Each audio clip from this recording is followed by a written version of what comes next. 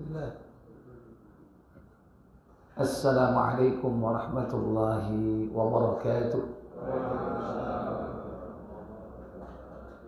Innal hamdalillah nahmaduhu wa nasta'inuhu wa nastaghfiruh wa na'udzu billahi min shururi anfusina wa min sayyiati a'malina. Man yahdihillahu fala mudilla lahu wa man yudlil fala hadiya lahu. Wa asyhadu an la ilaha illallah wahdahu la syarika lahu wa asyhadu anna Muhammadan 'abduhu wa rasuluhu la nabiyya ba'da. Allahumma salli wa sallim wa barik ala Muhammadin sallallahu alaihi wa ala alihi wa sallama tasliman katsira, amma ba'd. Bersyukur kita pada malam yang berbahagia ini berjumpa kembali dalam majelis yang insya Allah kita niatkan dalam rangka untuk mendapatkan keberkahan ilmu yang bermanfaat, ilmu yang bersumber dari qala Allah wa qala Rasulullah sallallahu alaihi wasallam. Semoga Allah memudahkan kita semua dan sekaligus istiqomah di dalam keimanan kita dan amal soleh kita berdasarkan ilmu yang sudah kita ketahui, dan semoga Allah memberikan nikmat kelak di akhir hidup kita dengan husnul khatimah. Yang kedua, salawat dan salam semoga tetap tercurah kepada junjungan kita baginda Nabi Muhammad sallallahu alaihi wasallam. Demikian pula untuk keluarga beliau, keturunan beliau, para sahabatnya, dan seluruh pengikut-pengikutnya hingga tegaknya hari pembalasan. Bapak Ibu, saudara-saudari sekalian, malam ini kita akan melanjutkan pembahasan kitab Al-Arba'un An-Nawawiyah sampai kepada hadis yang ke-19, yaitu meminta pertolongan kepada Allah. Hadis yang bersumber dari sahabat Abdullah bin Abbas radhiyallahu ta'ala anhuma. Ani bin Abbasin qal, dari Abdullah bin Abbas ia berkata, kuntu khalfa Rasulillah sallallahu alaihi wasallam yauman. Suatu hari aku berada di belakang Rasulullah sallallahu alaihi wasallam. Faqal, lantas beliau bersabda, ya ghulam, wahai anak muda, inni u'allimuka kalimatin, sungguh aku akan mengajarkan kepadamu beberapa kalimat.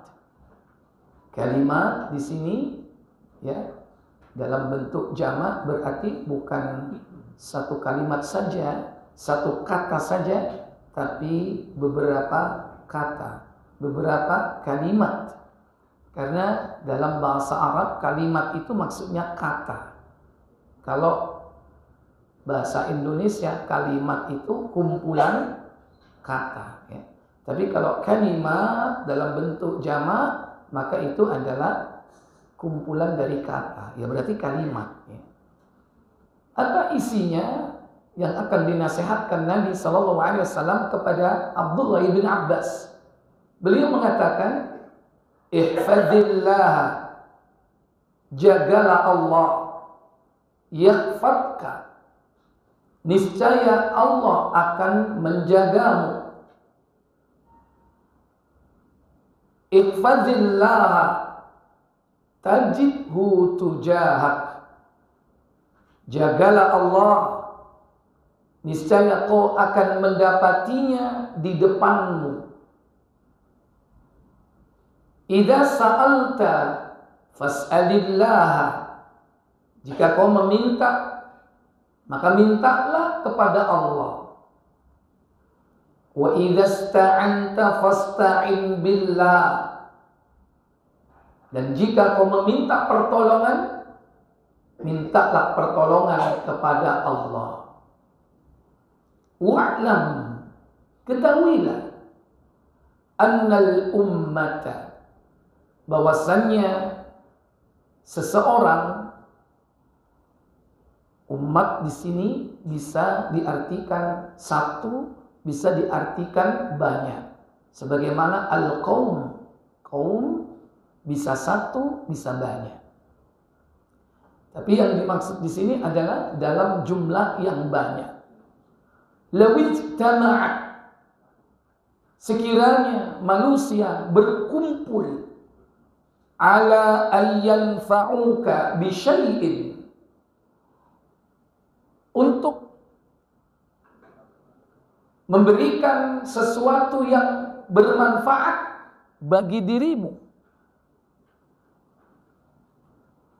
lam yanfa'uka, niscaya hal itu tidak akan dapat mendatangkan manfaat illa bi syai'in qad katabahu Allahu lak,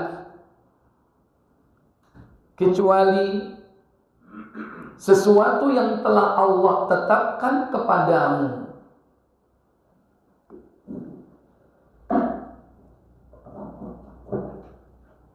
Baik. Sebaliknya,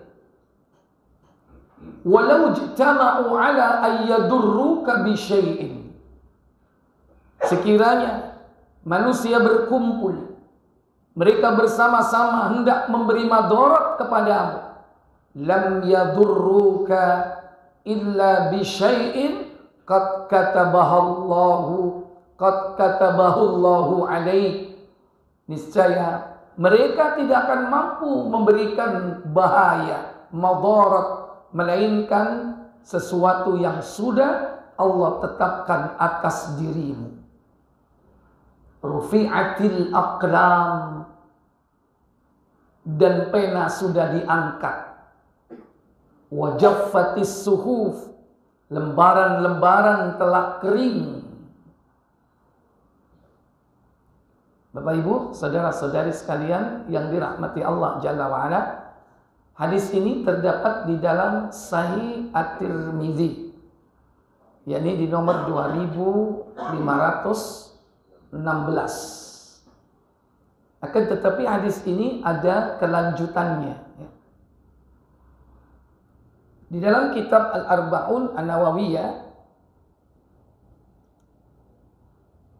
wa fi riwayatin ghairi Tirmidzi, di dalam riwayat selain dari Tirmidzi, Nabi bersabda, ihfadillaha tajidhu amamak, jagalah Allah, niscaya kau akan mendapatinya di depanmu. Ta'arraf ilallahi firraha ya'rifka fisyiddah, maka kenalilah Allah itu dalam keadaan sempit, dalam keadaan lapang, niscaya Allah akan mengenalmu dalam keadaan sempit. Atau kenali Allah dalam keadaan senang, niscaya Allah akan mengenali kalian dalam keadaan susah. Wa'lam, dan ketahuilah, annama akhta'aka, apa yang luput darimu, lam yakun liyusibak, niscaya hal itu tidak akan menimpa dirimu. Wa ma asabaka lam yakun liyukhti'ak, dan apa yang ditetapkan akan menimpamu, niscaya dia tidak akan luput darimu. Wa'lam, dan ketahuilah, annan nasra ma'as sabri, bahwasannya pertolongan itu disertai dengan kesabaran. Wa annal farja ma'al karbi, dan kelapangan atau kesenangan itu disertai dengan penderitaan. Wa anna ma'al usri yusra, dan beserta kesusahan ada kemudahan, atau beserta kesulitan ada kemudahan. Ini dalam riwayat yang lain. Baik, coba dicek di Sahih Tirmidzi 2516 ya. 2516. Ya, silakan.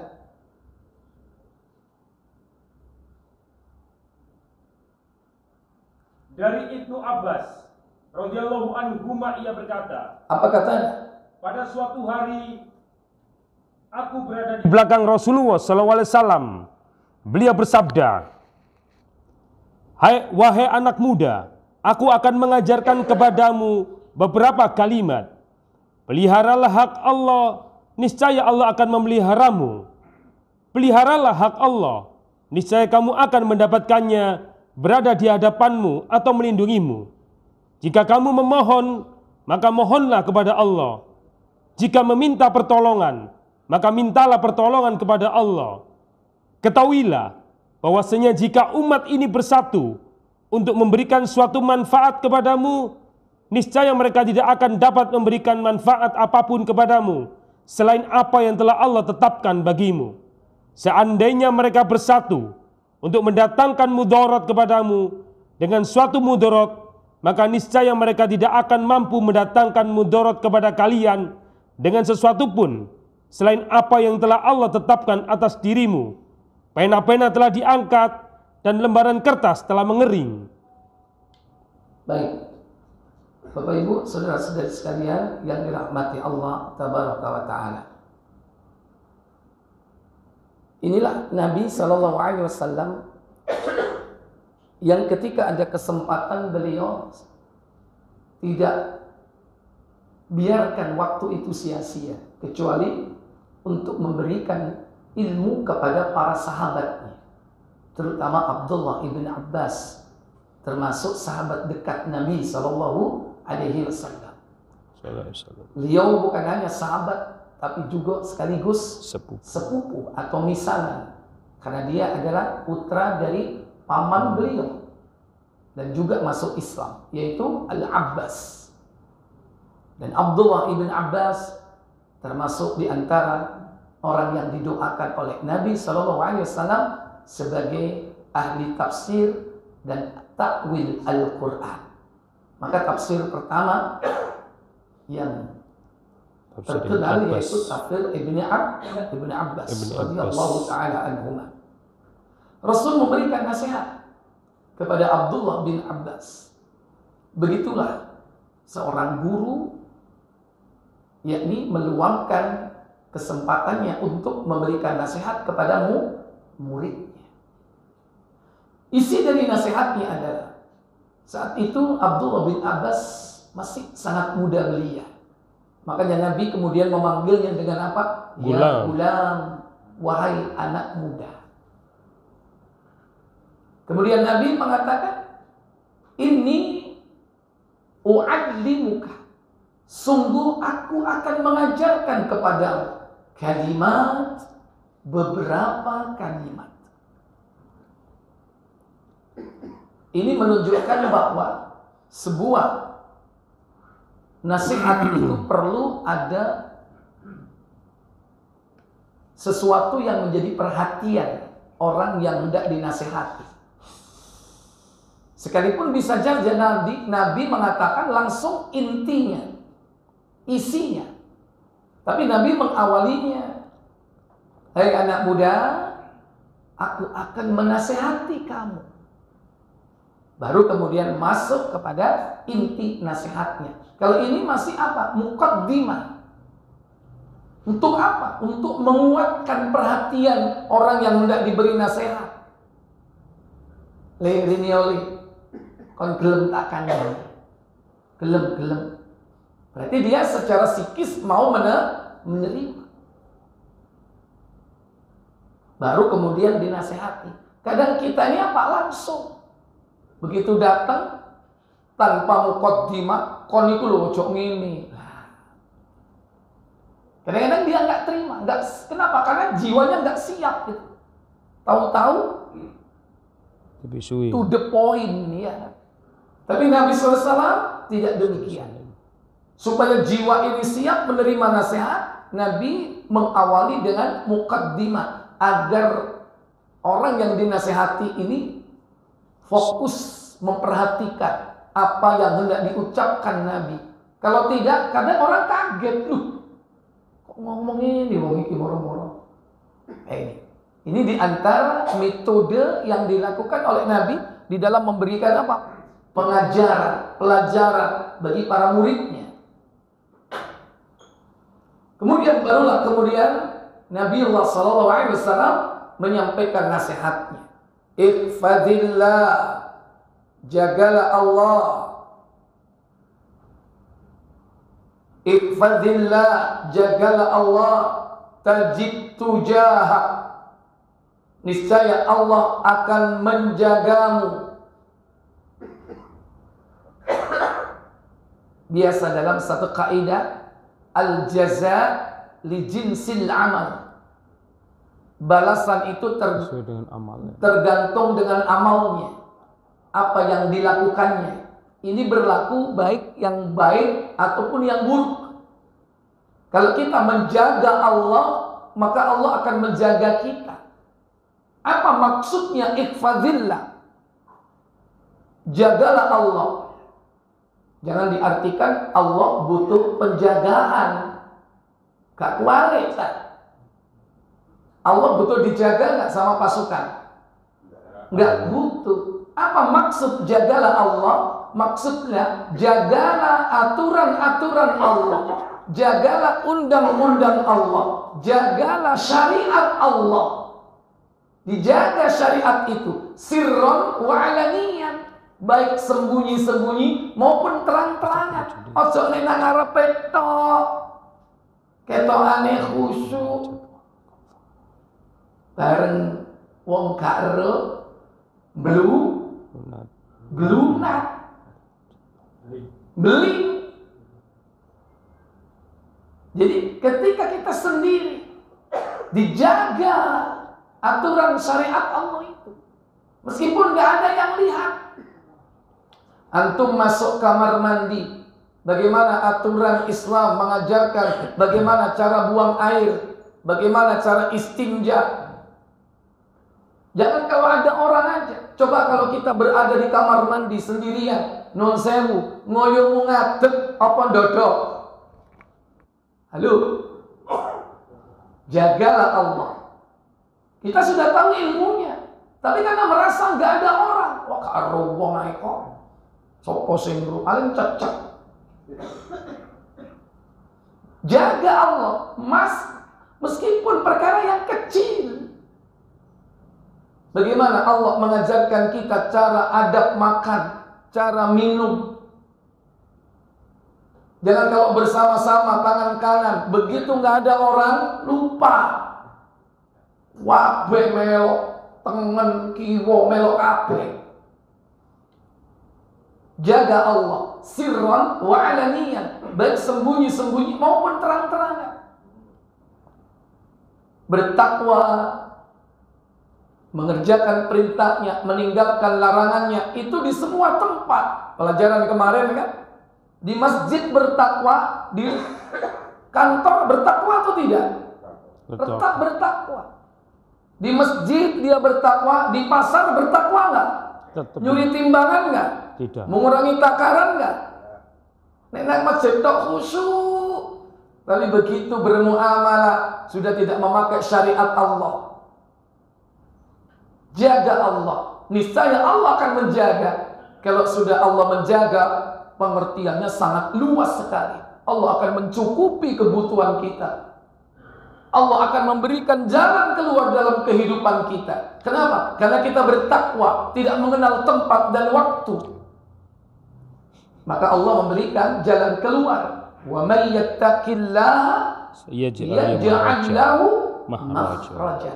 Barang siapa yang bertakwa kepada Allah, di mana saja kita berada, di luar kantor, di dalam kantor, di jalan bertakwa, di pasar bertakwa, di mana saja. Nek nang masjid bertakwa, pengajian bertakwa. Begitu rekreasi, numpak bis bareng, ya, berdigasan. Karena orang itu akan ketahuan aslinya kalau safar, Pak. melakukan perjalanan. Deloken kelakuane apa? Itu tahu, Pak. Sing medhit ketok medhit. Sing bakhil ketok bakhil. Yang egois ketok egois. Sing celometan ketok celometan. Sing biasa meso tambah nempel. Kelihatan itu kalau safar. Jadi di mana saja kita berada, dijaga apa? Menjaga aturan Allah, syariat Allah. Karena tidak ada tempat di muka bumi yang steril dari pantauan Allah. Maka Allah akan menjaga kita. Allah akan melindungi kita, memberikan jalan keluar dari permasalahan hidup kita. Kemudian, ihfadillah, jagalah Allah. Tajid tujahak. Tajid tujahak. Tadi di riwayat yang lain apa? Tajidhu amamak. Kau akan mendapati Allah itu di depanmu. Kau akan mendapati Allah itu di depanmu. Maksudnya apa? Bukan kalian melihat Allah di depan, nggak ada. Dan belum ada manusia yang bisa melihat Allah dengan mata kepalanya. Hatta Rasulullah, hatta Nabi Musa, hatta Nabi Adam belum pernah ada.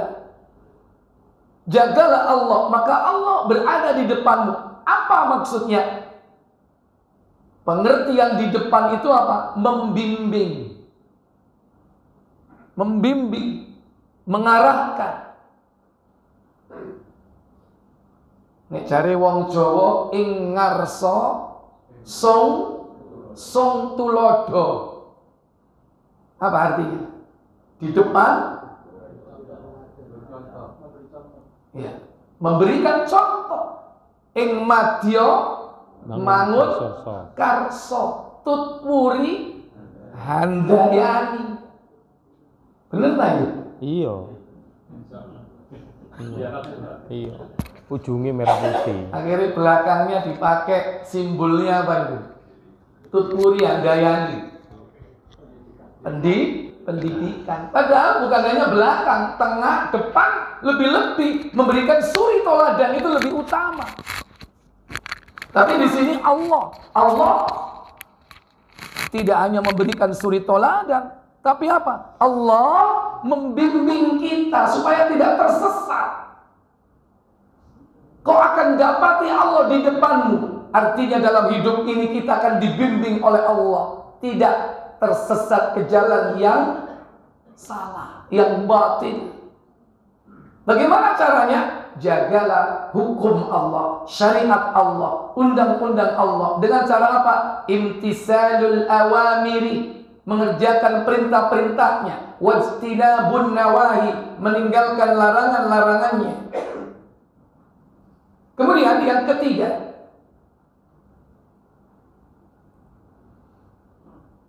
idza sa'alta fas'alillah.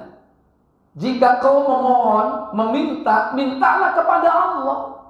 Langsung. Kata Allah, buka surah 40 Ghafir, yaitu pada ayat yang ke-60. Allah katakan, wa qala rabbukum ud'uni astajib lakum. Innal ladzina yastakbiruna an ibadati sayadkhuluna jahannama dakhirin. Apa kata Allah? 60. Ya. Dan Rabbmu berfirman. Apa firman-Nya? Berdoalah kepadaku, niscaya akan kuperkenankan bagimu.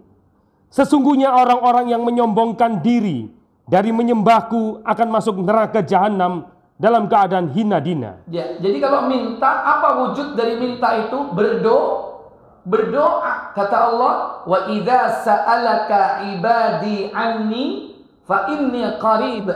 Jika hambaku bertanya tentang aku, maka katakan bahwa aku dekat. Ujibu da'watad da', aku akan mengabulkan permintaan orang. Idza da'an, apabila dia mau meminta, maka mintalah langsung kepada Allah. Berdoalah. Karena ini bagian daripada meminta. Maka kalau kita tidak meminta kepada Allah, justru Allah akan marah. Kata Nabi, buka Tirmizi nomor 3.372.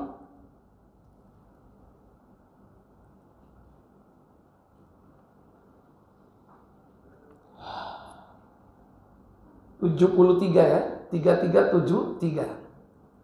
Untung kursi itu. Silakan.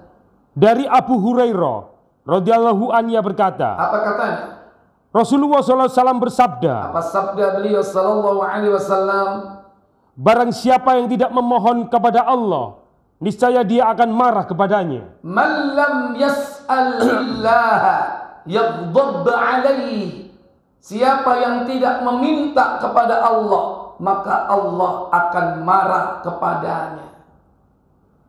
Allah itu kalau dimintai tambah apa? Tambah senang. Nek sampean dijalui sepisan, oke lah. 2 kali merengut, 3 kali mendeli, 4 kali langganan tuh ya. Beda dengan Allah. Kalau Allah semakin sering diminta, malah senang. Justru kalau manusia nggak mau minta, Allah marah.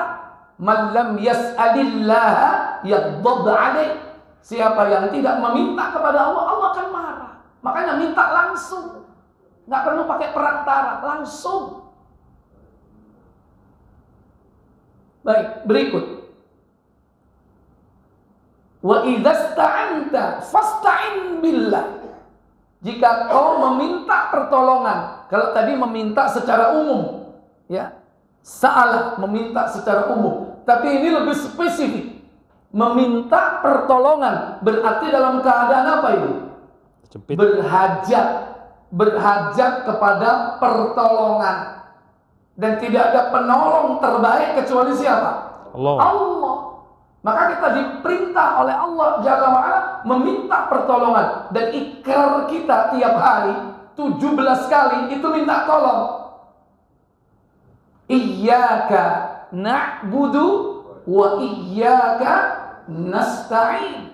Hanya kepada Engkau lah kami mengabdi, dan hanya kepada Engkau lah kami meminta pertolongan. Tanpa pertolongan dari Allah, kita tidak akan sanggup melakukan apa-apa. Minta tolonglah kepada Allah. Di antara bentuk minta tolong kepada Allah, buka Al-Baqarah surat kedua, yaitu pada ayat yang ke-45. Wasta'inu bis-sabri was-salat wa innaha lakabiratun illa 'alal khashi'in. Apa kata Allah?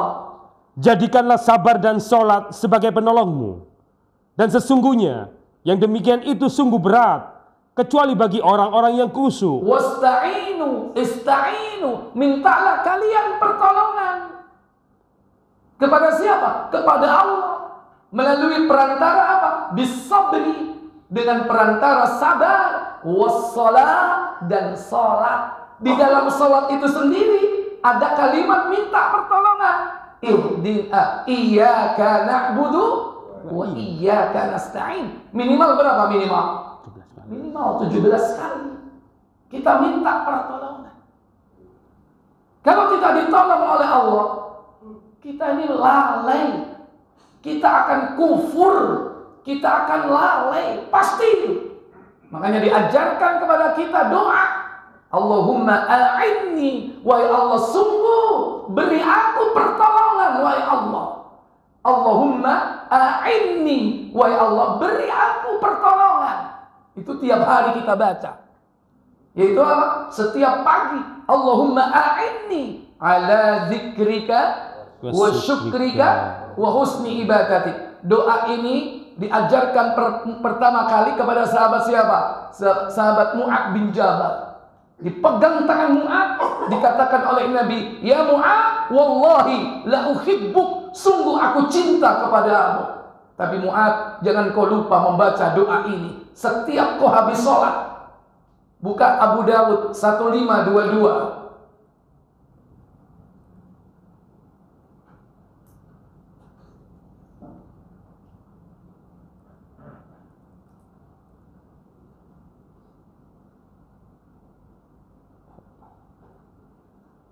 Ya. Silakan. Dari Mu'adz bin Jabal, Jangan langsung. dari Abu Abdurrahman Al-Hubuli, dari As-Sunabihi, dari Mu'adz bin Jabal radhiyallahu an, bahwasanya Rasulullah SAW pernah memegang tangannya lalu bersabda, Apa kata Rasul kepada Mu'adz bin Jabal? "Wahai Mu'adz, demi Allah, sungguh aku mencintaimu. Demi Allah, sungguh aku mencintaimu." Beliau bersabda, "Aku amanatkan kepadamu, wahai Mu'adz, janganlah sekali-kali setiap selesai sholat kamu tidak mengucapkan, Allahumma a'inni ala zikrika wa zukrika wa husni ibadatik." Yang artinya, Wahai Allah, berilah aku pertolongan mengingatmu, bersyukur, dan menyempurnakan ibadah kepadamu. kalau kita tidak ditolong oleh Allah untuk selalu ingat kepadanya, antum ingat apa lali? Antum ingat atau lupa? Kalau nggak ditolong sama Allah, Lali, ake lali nih. Makanya kita ini ditolong oleh Allah, ingat kepada Allah. Kalau tidak ditolong oleh Allah, azan cedek sebelah omahe masjid, azane buanter kaya ngono, iku gak krungu. Iso gak krungu kalau tidak ditolong oleh Allah. Lha iki mau wis azan yo. Padahal wis ket mau. Wong wis mulai teko masjid. Lho ketokane lampu mati kok gak ono azan. Padahal buanter kaya ngono. Kalau tidak ditolong oleh Allah, lupa kita. Tidak dengar, tidak lihat, tidak ngeh. Makanya kita butuh pertolongan Allah.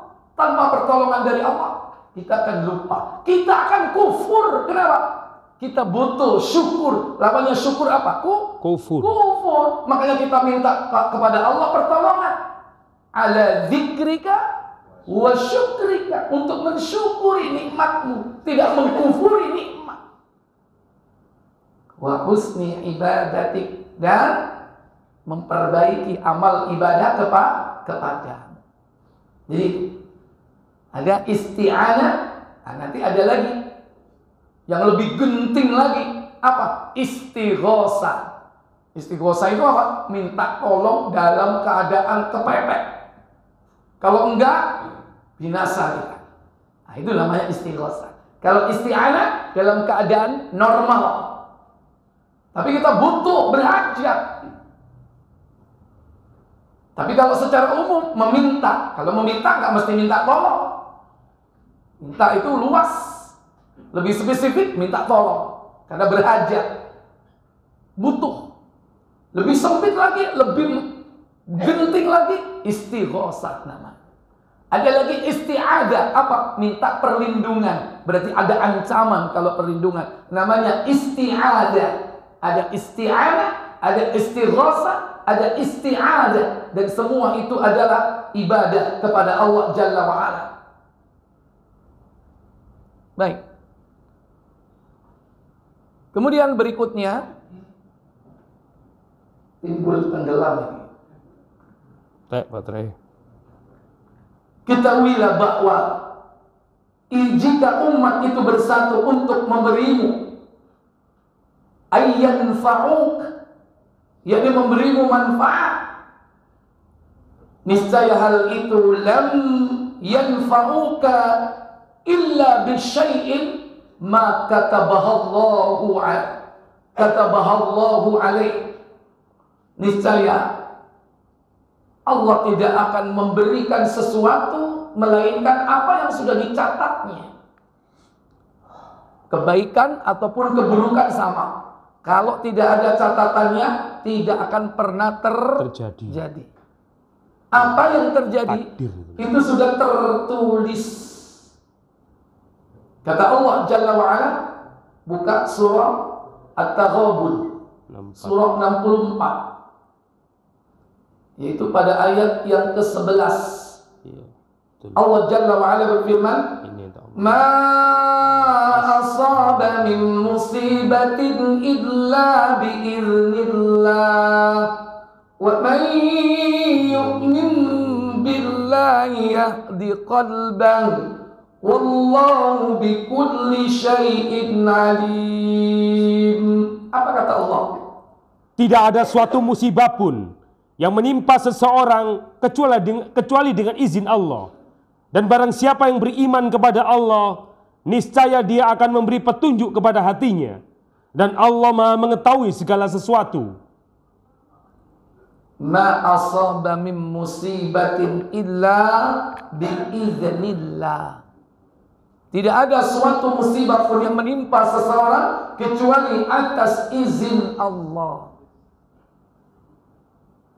Makanya siapapun tidak akan mampu memberikan manfaat, sekalipun untuk dirinya sendiri. Siapapun tidak akan bisa memberikan madarat kepada orang lain. Karena semua itu adalah kehendak Allah Jalla wa'ala. Buka surah At-Taubah, surat 9, ayat yang ke-51.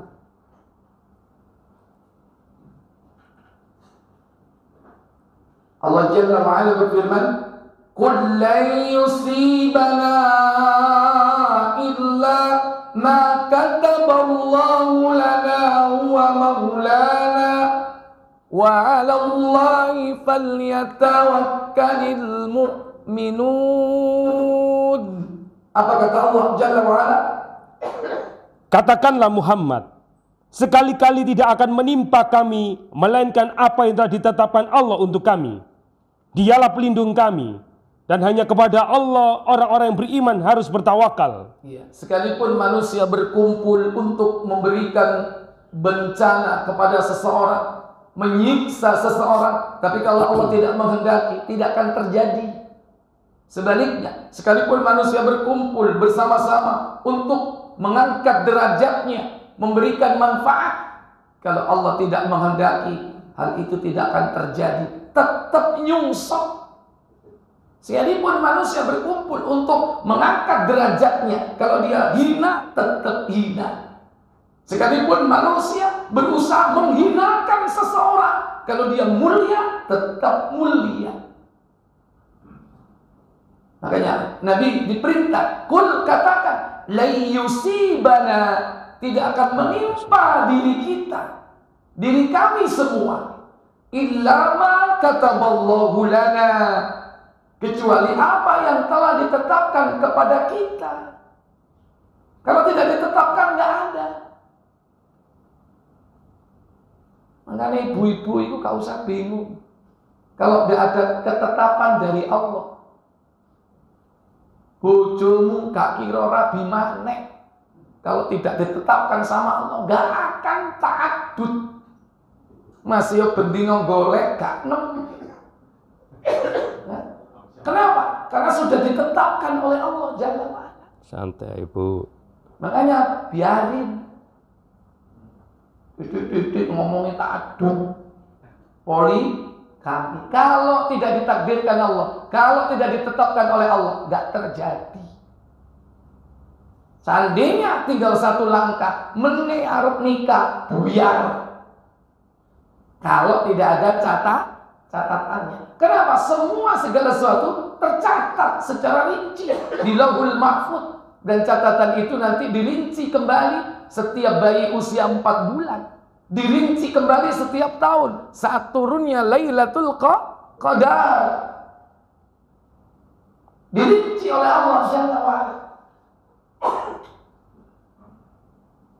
Huwa maulana, dialah Allah pelindung kami, wa 'alallahi falyatawakkalul mu'minun, dan hanya kepada Allah lah orang-orang beriman itu berserah diri. Makanya Nabi tidak mampu memberikan manfaat dan madarat. Nabi manusia biasa, kecuali kalau Allah menghendaki. Kata Allah, buka Al-A'raf surat ke-7 ayat 188. Qul la amliku li nafsi naf'an wa la darran illa ma syaa Allah Walau kuntu a'lamul ghaiba lastakthartu minal khair wa ma massani as-su' in ana illa nadhirun wa basyirun liqaumin yu'minun. Apa kata Allah? Katakanlah Muhammad, aku tidak berkuasa menarik kemanfaatan bagi diriku dan tidak pula menolak kemudaratan kecuali yang dikehendaki Allah. Dan sekiranya aku mengetahui yang gaib, tentulah aku membuat kebajikan sebanyak-banyaknya dan aku tidak akan ditimpa kemudaratan. Aku tidak lain hanyalah pemberi peringatan dan pembawa berita gembira bagi orang-orang yang beriman. Kul, katakan Muhammad kepada umatmu, la amliku li nafsi naf'a wala dharra. Aku tidak berkuasa untuk mendatangkan kemanfaatan bagi diriku sendiri dan juga kemadharatan, illa melainkan masya Allah, jika dikehendaki oleh Allah. Ini Nabi sendiri, apalagi kita. Walau kuntu a'lamul ghaiba, sekiranya aku mengetahui perkara yang gaib, lastakthartu minal khair wa ma massani as-su', niscaya aku akan memilih kebaikan sebanyak-banyaknya dan aku akan menghindar berbagai kemadharatan. Tapi Nabi nggak tahu perkara yang gaib. Karena yang gaib itu hanya diketahui oleh Allah. Ayat serupa ada di dalam surah Yunus. Buka surah yang ke-10. Pada ayat yang ke-49. Allah Jalla Jalaluh berfirman, Qul la amliku li nafsi dharran wa la naf'an illa ma syaa Allah. Apa katanya? Katakanlah Muhammad, aku tidak berkuasa mendatangkan kemudaratan dan tidak pula kemanfaatan kepada diriku, melainkan apa yang dikehendaki Allah. Likulli ummatin ajal, idza jaa ajalun fala yastakhiruna sa'atan wa la yastaqdimun. Apa kata Allah? Jadi dia itu harus disesuaikan. Gak ngerti ya.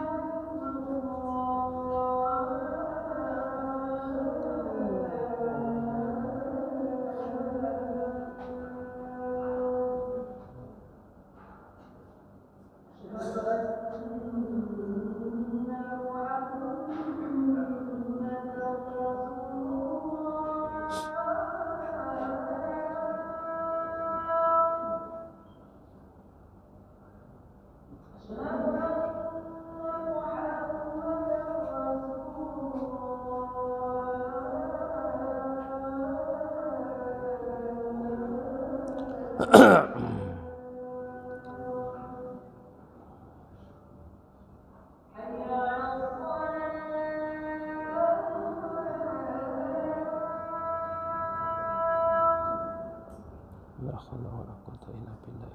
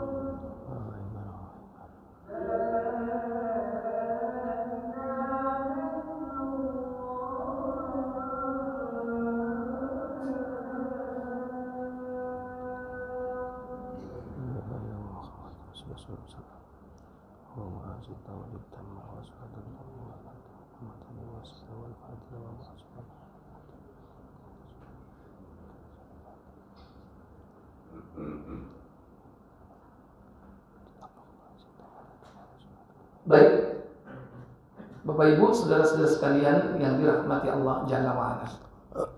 Di ujung hadis ini disebutkan rufi'atil aqlam, pena-pena telah diangkat, wajaffatis suhuf, lembaran-lembaran kertas telah mengering. Maksudnya ini adalah ketetapan takdir sudah selesai. Sudah tidak ada perubahan. Sudah tidak ada aman. Karena pena sudah diangkat oleh Allah. Headprintnya sudah diangkat, tidak menempel di kertasnya. Ataupun kalau ada tintanya udah apa? Kering. Karena memang makhluk pertama yang dicipta oleh Allah Jalla wa'ala adalah qalam, pena. Dan pena sudah diperintah. Ketika dicipta, Allah katakan, uktub, tulislah. Kata pena, maza aktub, apa yang harus aku tulis, wahai Allah? Maka Allah berfirman, uktubil maqadiral khala'iq, ma huwa yakunu kainun ilal abad. Tulislah mulai dari awal sampai akhir. Tulislah. Itulah rukun takdir yang pertama. Antum supaya bisa memahami takdir dengan baik, ada 4 rukun yang harus dipahami. Pertama, yaitu al-ilmu. Yang kedua, al-kitabah. Yang ketiga, al-masyiah. Yang keempat, al-khalqu. Pertama, al-ilmu. Ilmu Allah meliputi segala sesuatu. Allah tahu dari awal sampai akhir. Yang kedua, al-kitabah, pencatatan. Kenapa? Allah pertama kali ciptakan makhluk, yaitu kolam, pena. Dan pena disuruh menulis, buat blueprint seluruh catatan takdir awal sampai akhir. Buka Tirmizi 3319.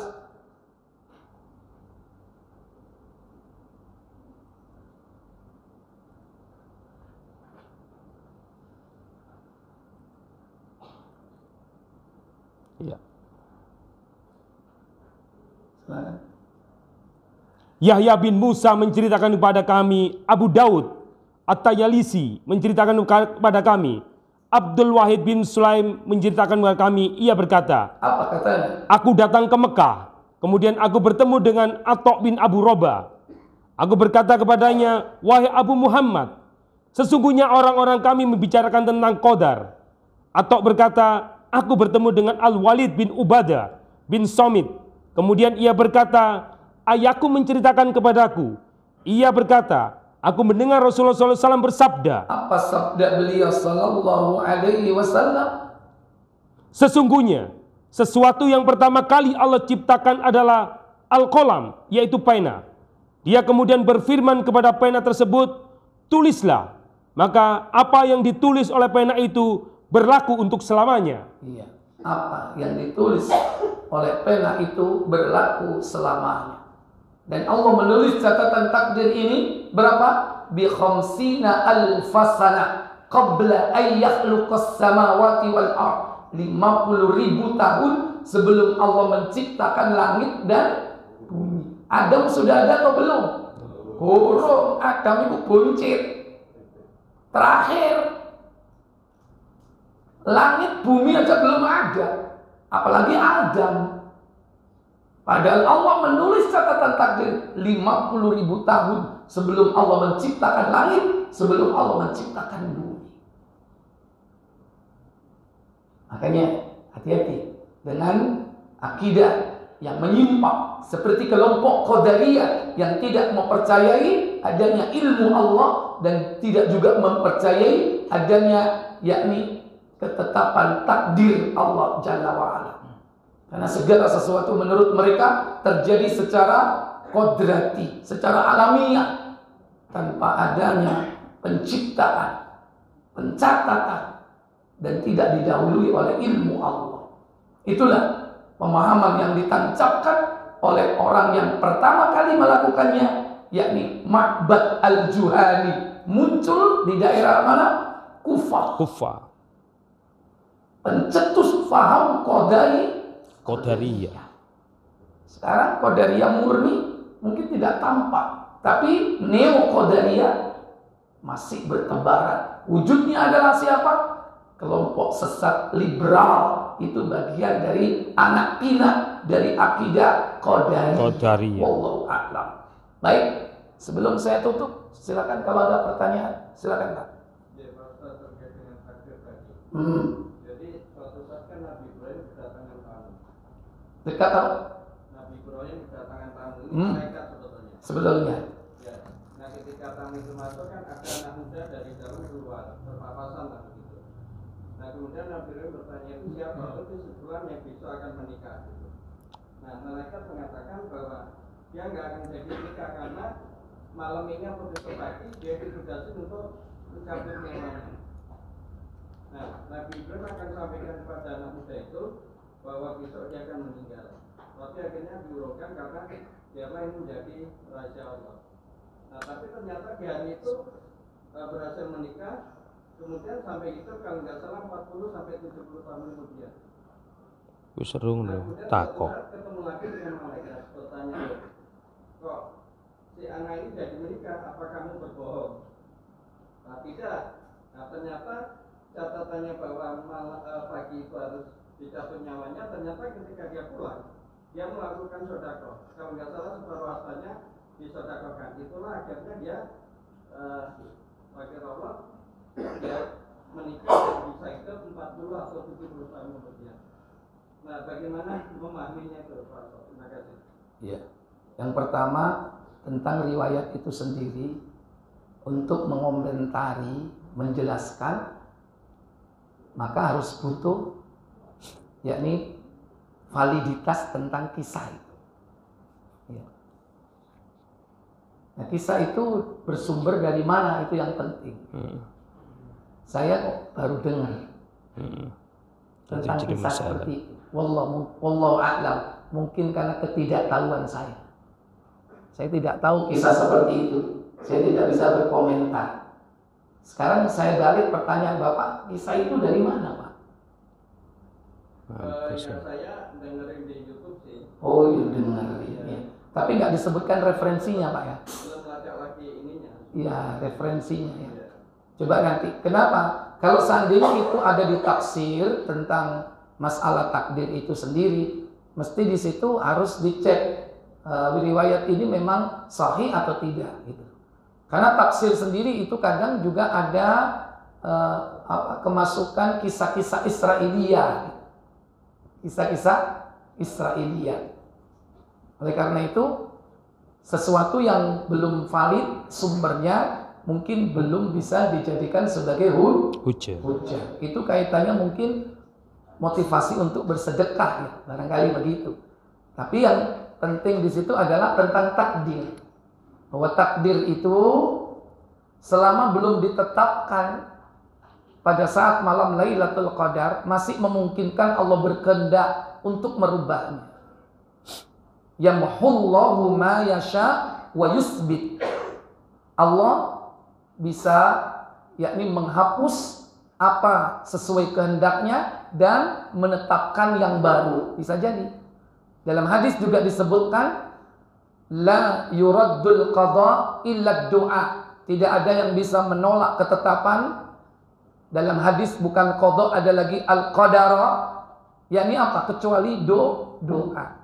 Nah, itu dijelaskan dalam surah Ad-Dukhan, tafsir Ibnu Katsir, yakni ayat yang keempat, bahwasanya kalau sebelum diputuskan rincian takdirnya pada saat malam takdir, yaitu malam Lailatul Qadar, itu masih memungkinkan bisa berubah. Tapi perubahan itu pun dalam ilmu manusia. Tapi dalam ilmu Allah, Allah sudah tahu semuanya. Bisa jadi hakikatnya tidak ada perubahan, karena Allah sudah tahu. Karena hakikat dari perubahan itu sendiri, yaitu ketetapan takdir dari Allah. Karena apa? Takdir itu bisa tetap, bisa berubah.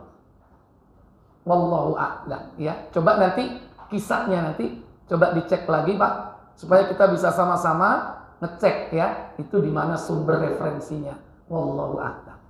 Baik, saya pikir cukup sampai di sini. Semoga bermanfaat. Kita tutup kafarat majelis. Subhanakallahumma wa bihamdika asyhadu an la ilaha illa anta astaghfiruka wa atubu ilaik. Wassalamualaikum warahmatullahi wabarakatuh. Waalaikumsalam warahmatullahi wabarakatuh.